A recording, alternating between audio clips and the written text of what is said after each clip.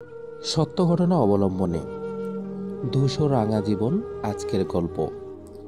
৭ বছর সংসার করার পর বাবা মাকে তালাক দিয়ে দিলেন। মা সেই দিন বলেছিলেন, তুমি নিজেই হয়তো জানো না আমাকে কতটা কষ্ট দিয়েছ। দোয়া করে আল্লাহ যেন তোমাকে এই কষ্টটা বোঝান। বাবার প্রতি মায়ের অভিশাপের ফল কী ছিল জানি না, তবে আমার বিয়ের ঠিক ৭ বছরের মাথায় আমি বিধবা হয়ে গেলাম।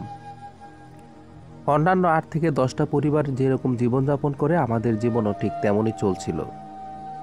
বাবা তখন প্রবাসী, আমি আর আমার বোন এবং মা থাকতাম নানার বাড়িতে। দাদার বাড়িতে থাকার মতো উপায় ছিল না। চাচা চাচি কেউ মাকে পছন্দ করতেন না। তারা সবসময় চেয়েছেন বাবার জন্য চাচির বোনকে আনতে, যেটা হয়নি। তাই বাবার অগোচরে এই সম্পর্ক নষ্ট করার জন্য অনেক কূটবুদ্ধি তারা করতে লাগলেন। আমার মা আমার থেকে মাত্র ১৬ বছরের বড় ছিলেন। বয়সেও তখনকার সময়ে এত বুঝশক্তি ওনার ছিল না। মানুষ হিসেবে বড্ড সহজ সরল এবং ঝামেলা এড়িয়েই চলতে পছন্দ করতেন তিনি। কোনো কিছু হলে যে বাবাকে বলবেন তার উপায়ও ছিল না। তারপর একদিন বাবা দেশে আসলেন। বলে রাখা ভালো, আমার নানার বাড়ির সাথে বাবার আগে থেকেই মনোমালিন্য ছিল। তিনি কখনোই নানার বাড়িতে আসতেন না। প্রতিবার আমার চাচাতো ভাইকে দিয়ে আমাদের সবাইকে খবর পাঠাতেন, আবার ওনাকে দিয়েই নিয়ে যেতেন। এবারও আমার চাচাতো ভাইকে পাঠালেন আমাদের নিয়ে যাওয়ার জন্য। উনি এসে মাকে বললেন, চাচি, চাচা শুধু বলেছেন মেয়েদেরকে নিয়ে যেতে, আপনাকে পরে নেবেন। আমার মাও তখন লজ্জায় কিছু বলতে পারেননি, আমাদেরকে যেতে দিলেন। ওইদিকে ভাই গিয়ে বাবাকে জানালেন, চাচি বলেছেন তিনি এখানে আসতে পারবেন না।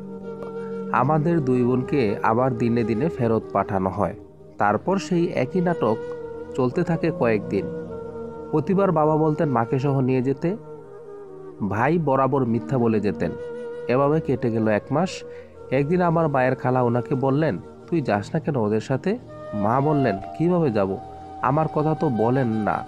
এরপর উনি বললেন, তোর জোর করে হলেও যাওয়া উচিত, গিয়ে দেখ তোর জামাই এমন করে কেন। পরের ভাই আসলে মাও যাওয়ার জন্য তৈরি হন, কিন্তু উনি নিয়ে না যাওয়ার জন্য হাঁসফাঁস করতে লাগলেন। তবুও মা গেলেন। দরজা দিয়ে ঢোকার আগেই বাবা বললেন, তুমি এ ঘরে আর প্রবেশ করতে পারবে না, তোমাকে আমি তালাক দিয়েছি। মা কেমন জানি স্তব্ধ হয়ে গেলেন। কি হচ্ছে কিছু বোঝার আগেই মায়ের কোল থেকে আমার বোনকে কেড়ে নেওয়া হলো। বাবা আমার হাতও চেপে ধরলেন। মা আর কথা বলার সুযোগ পেলেন না। ওনার ভুল কি ছিল? যে ভুল বোঝাবুঝি হয়েছিল তা ভাঙতে পারলেন না। মা সেদিন আমাদের জন্য চিৎকার করে কেঁদেছিলেন। মায়ের টাকা ছিল না, তাই জোরদারও ছিল না। বুকের মধ্যে পাথর দিয়ে ভাগ্যটা মেনে নিলেন। চাচা চাচি সবাই সেই দিন খুব খুশি হয়েছিলেন। এতদিনে তাদের মনের ইচ্ছা পূর্ণ হলো। শেষবারের মতো আমার মা একবারও আমাদেরকে ছুঁয়ে দেখতে পারেননি। সেই যন্ত্রণায় বোধহয় বলে উঠলেন, আমি যে কষ্ট পেয়েছি আল্লাহ যেন তোমাকে এই কষ্ট বুঝান। মাকে তালাক দেওয়ার পর বাবাকে পুনরায় বিয়ে করানো হয় ওনার দূর সম্পর্কের এক চাচাতো বোনের সাথে। এই পছন্দ ছিল চাচা চাচি আর বাবার চাচার। বাবা তখন দেশে এসে দোকান দিয়ে চালাতে লাগলেন। ওনার জীবন আগের মতোই কাটতে লাগলো। আর ওইদিকে ২১ বছর বয়সী আমার সুন্দরী মা জীবনে লেপ্টে যাওয়া কুৎসিত কদাকারের যন্ত্রণায় বাকি জীবন নিঃস্বভাবেই কাটিয়ে দিলেন। ১৪ বছরে বিয়ে হয়ে ২১ বছর বয়সে বিচ্ছেদের কারণে আমার অভিমানী মা আর বিয়েই বসেননি। মা সবসময় বলতেন, বিয়ে মানুষের একবারই হয়, এই একটাবার যখন শান্তি পেলাম না, তাহলে দ্বিতীয়বার শান্তি পাবো এমন কি কোনো গ্যারান্টি আছে? তারপর আমাদের দুই বোনের জীবন বেড়ে ওঠে সৎ মায়ের কাছে। একে একে ওনার কোলে আমার আরও ৬ বোনের জন্ম হয়। এরপর একটি ভাই। সবার বড় হলাম আমি, তাই আমাকেই সবার খেয়াল রাখতে হতো। উনি কেন জানি আমার পড়াশোনা পছন্দ করতেন না। সবসময় চাইতেন কাজ করি, ওনার বাচ্চাদের নিয়ে থাকি। কাজে একটু ব্যতিক্রম হলেই গায়ে হাত তুলতেন। ৭ বছর বয়সে আমি প্রথম রান্নাবান্না করা শুরু করলাম। সারাক্ষণ উনি খিটখিটে মেজাজ দেখাতেন এবং শারীরিক এবং মানসিকভাবে অত্যাচার করতেন আমার উপর। বাবাকে এসব কিছুই বলতাম না, বললেই ঘরে ঝগড়া হবে, দূরত্ব বাড়বে। একদিন তুচ্ছ এক কারণে মা বাঁশের কঞ্চি দিয়ে আমার মুখে আঘাত করলেন। স্কুলে যাওয়ার সময় দোকানে উঠলে বাবা তা দেখে ফেললেন। জিজ্ঞাসা করলেন মা মেরেছে কিনা। ভয়ে কিছুই বলিনি। পরে ধমক দিতে আমি কেঁদে ফেললাম। বাবা বুঝে গেলেন। তখন তিনি প্রচণ্ড রাগে মাকে গালিগালাজ করলেন, গায়েও হাত তুললেন। এরপর ওনার সেই বিয়ের ওকালতি করা চাচাকে দেখিয়ে বললেন, এটাই কি তোমাদের ভালো ফল ছিল? আমার ছোট্ট মেয়েকে কিভাবে মেরেছি দেখুন। এখন সিদ্ধান্ত নিন, ও যেন নিজেকে শুধরায়, নয়তো একেবারেই চলে যেতে হবে। এরপর থেকে ভয়ে আর মা আমাদের মারতেন না, কিন্তু ওনার দেওয়া মানসিক অত্যাচার ও কাজকর্ম মারের চেয়েও কম ছিল না। চতুর্থ শ্রেণীতে পড়ার পর আর পড়াশোনা চালিয়ে যাওয়া হয়নি আমার। মায়ের একের পর এক সন্তান লালন পালন করার দায়িত্ব পড়লো আমার উপর। এক একজনকে কোলে নিতে নিতে কোমর বাঁকা হয়ে গেল। সারাদিন রাত তাদের কাঁথা জামা ধুতে ধুতে হাতে ফোসকা পড়ে গেল।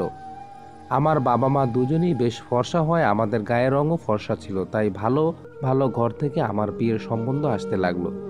কিন্তু বিয়ের কথা বেশি দূর গড়াতো না, তার আগেই কোনো কারণ ছাড়া পাত্রপক্ষ চলে যেত। আমার চাচা চাচি কখনো চাইতেন না আমার বিয়ে হোক, আমরা সুন্দর জীবনযাপন করি।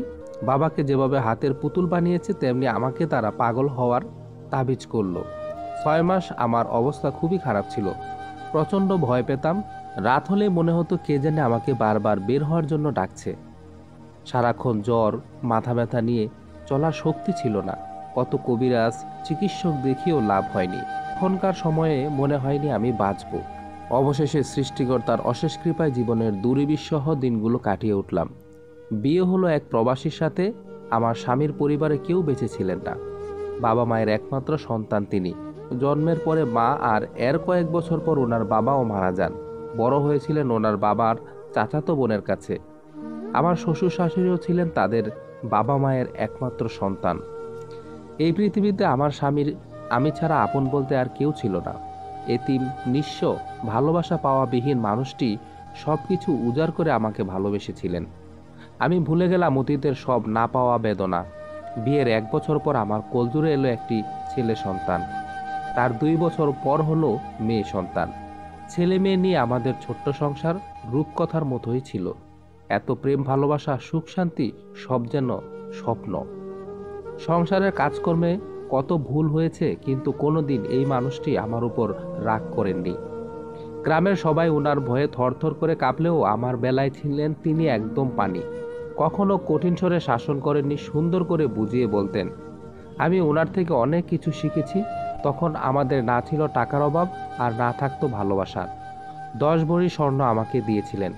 এরপরও প্রতিবার দেশে আসার সময় স্বর্ণের চেইন, দুল এগুলো নিয়ে আসতেন। ঘরে 2 থেকে 3 জন কাজের মেয়ে রাখতাম।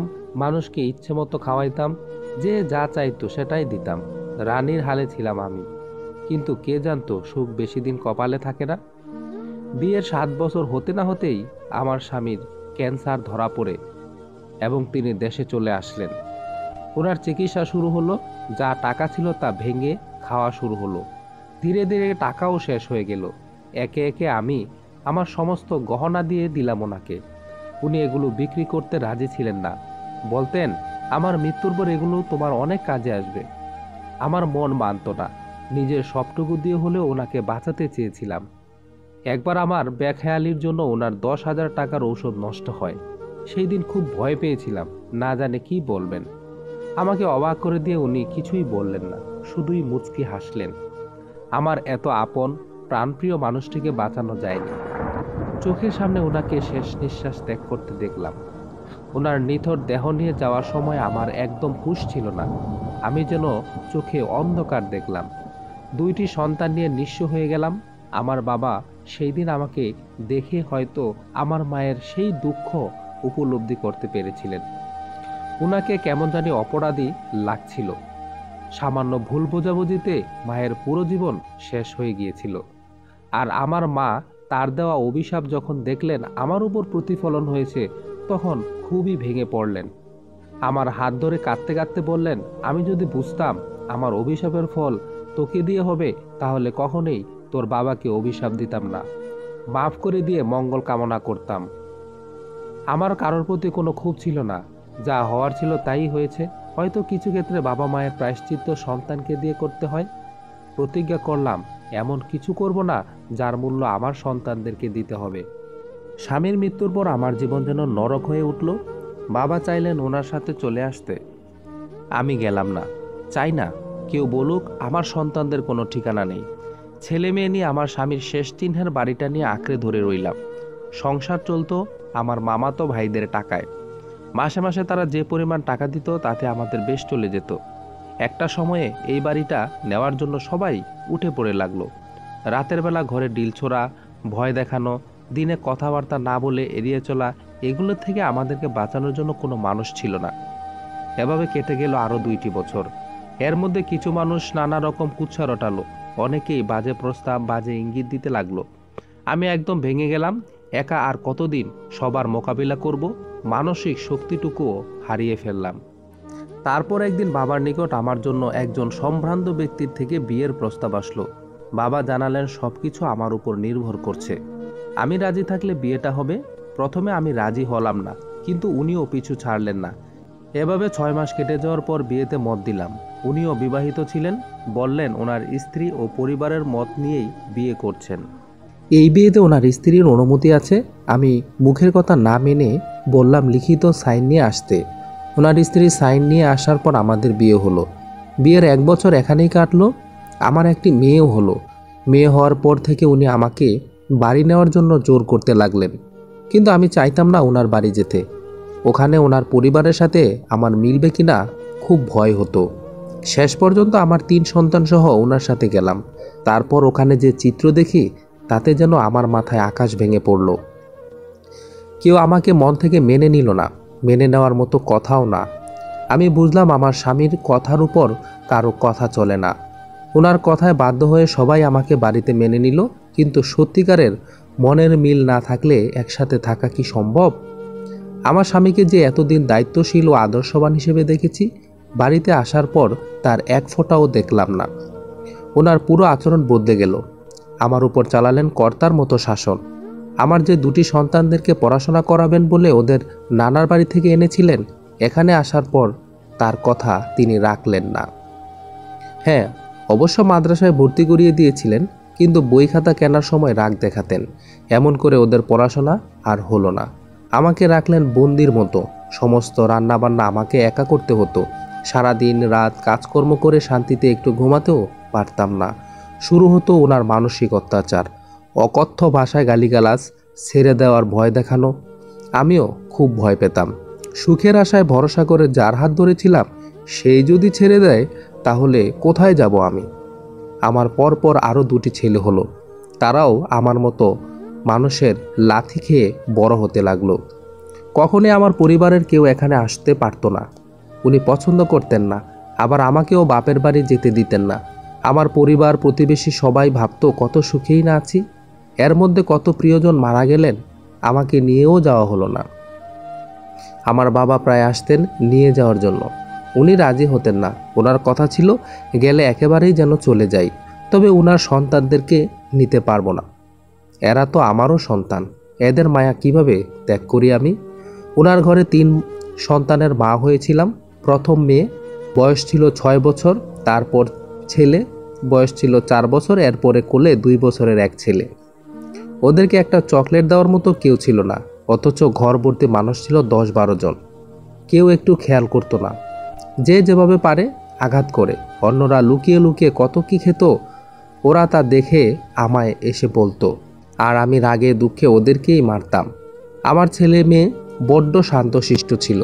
ওদের ফুফু চাচা সৎ ভাই বোন কখনোই ওদেরকে কেউ ভালোবাসেনি। ছোট্ট অবুঝ বাচ্চারা কী বা বুঝতো? সৃষ্টিকর্তা হয়তো আমার নিষ্পাপ বাচ্চাদের কষ্ট বুঝেছিলেন, তাই একদিন একসাথে 2 জনকে নিয়ে গেলেন। সেই দিন তাদের বাবা তাদেরকে সাঁতার শিখাবেন বলে পুকুরে নিয়েছিলেন। এর মধ্যে ঘরের কাজ করার জন্য মিস্ত্রিরা আসে। আমি তখন আমার ছোট্ট ছেলেকে নিয়ে রান্না করছিলাম।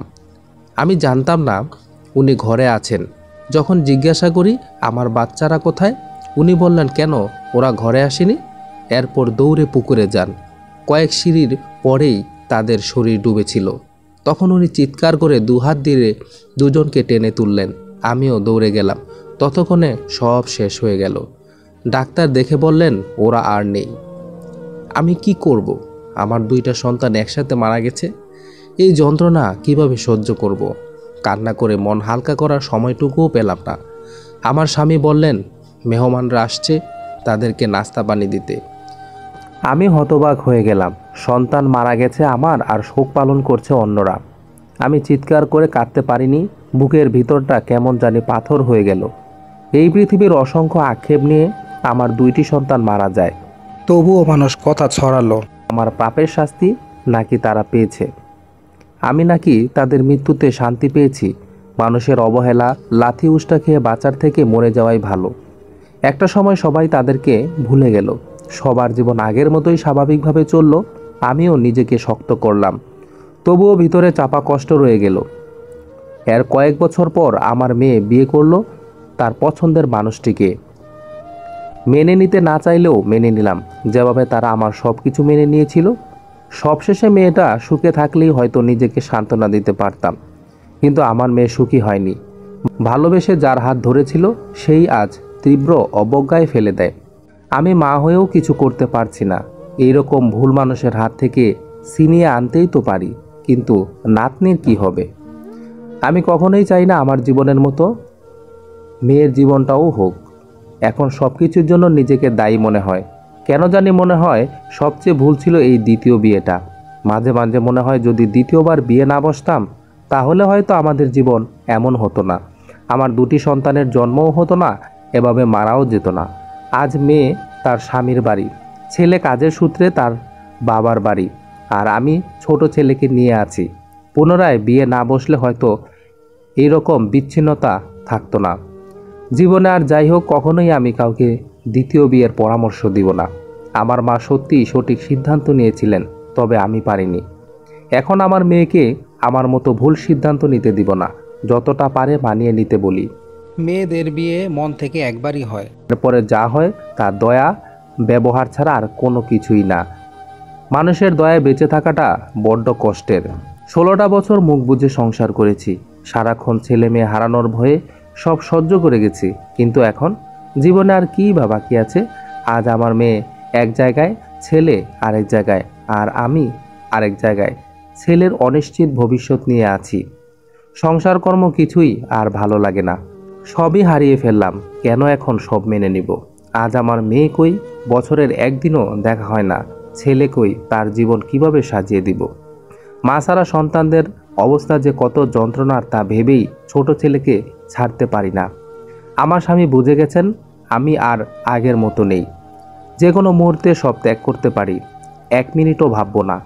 এখন আর আগের মতো বলতে পারেন না গেলে একবারে চলে যাও, বরং আমি নিজেই বলি আমায় মুক্তি দাও। সব চিন্তা এখন আমার ছোট ছেলেকে নিয়ে। চাইলেও তার জন্য ফেলে যেতে পারবো না, কিন্তু সিদ্ধান্ত নিয়ে ফেলেছি ও আরেকটু বড় হলে পিছনে আর তাকাবো না। আমার বাবা মারা গেছেন বছর 2 হয়ে গেল। এখন আমার খোঁজ নেওয়ার মতো একটাও মানুষ নেই। বাবা শেষে বুঝিয়েছিলেন রাগের মাথায় ভুল সিদ্ধান্ত নেওয়ার জন্য এত মানুষের জীবন নষ্ট হয়েছে, কিন্তু এখন আর সঠিকটা জেনে কী লাভ? আমার মায়ের পুরো জীবন শেষ, আমাদেরও শেষ। এখন এই ধারা আমার ছেলে মেয়েকে যেন ছুঁতে না পারে সেই চেষ্টাই করছি। মা আছেন আগের মতোই, ভাইয়ের সন্তানদেরকে নিজের মতো করে বড় করেছিলেন, এখন তারাই ওনার দেখাশোনা করে। আর আমার যে চাচার জন্য এত কিছু হলো, শেষকালে তার পরিণতি একদমই ভালো হয়নি। ছেলেকে যতবার বিয়ে করাতেন ঠিক ততবার বউ চলে যেত। ওনার ছেলের ঘরে 2টি মেয়েও আমাদের মতো মা বিহীন বড় হচ্ছে। চাচা মারা যাওয়ার আগে আমার মায়ের সাথে দেখা করেন, পা ধরে কান্নাকাটি করে মাফ চান।